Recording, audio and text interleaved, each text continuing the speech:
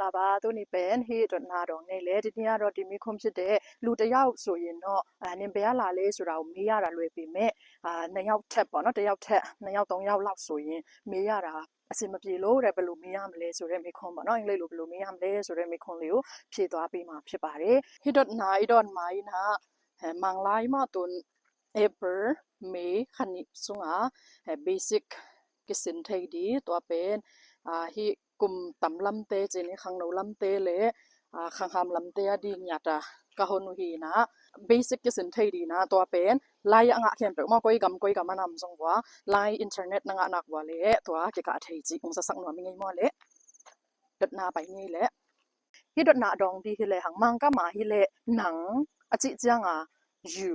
no wa chi chang song a you ma toi chang a hei sat dan di bol tom khat a ki bang ve ve song ma you be ke sia wa chang a tua hi na nang koi pan no koi pan na chi pen where are you from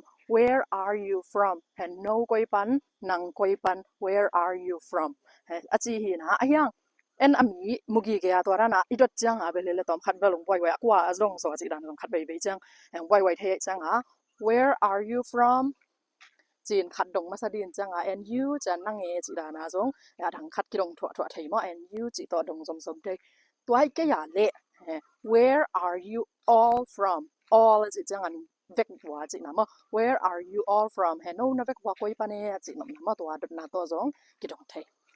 โอเคสรุปอังกฤษรู้ပြောရမယ်ဆိုလို့ရှိရင်အင်္ဂလိပ်လိုကကြတော့နင်ဆိုတဲ့ဟာနဲ့နင်တို့ဆိုတဲ့ဟာအနည်းနဲ့အများယူတလုံးထဲနဲ့သုံးနေပေါ့နော်ဆိုတော့ခါကြတော့ကိုကမေးတဲ့အခါမှာနင်ကဘယ်ရလဲနင်တို့ကဘယ်ရလဲဆိုလို့ရှိရင်တော့ where are you from ဆိုတဲ့ဟာနဲ့ပဲမေးရပါမယ်ဒါပေမဲ့လို့ကိုရှိမှတို့ကရောက်နေပြီလူကလည်းများတယ်ပေါ့နော်နှစ်ယောက်သုံးယောက်ရှိနေတယ်ဆိုတဲ့ဟာမျိုးမှဆိုရင်တော့တယောက်ကို where are you from ဆိုပြီးမေးမယ်ပြီးနောက်တယောက်ကိုလည်းပဲ and you ဆိုပြီးထပ်မေးမယ်ဆိုရင် and you နင်ရောဆိုတဲ့ဟာမျိုးနဲ့ပေါ့နော်ထပ်မေးမယ်ဆိုရင်တော့ရတယ်နောက်တနည်းကကြတော့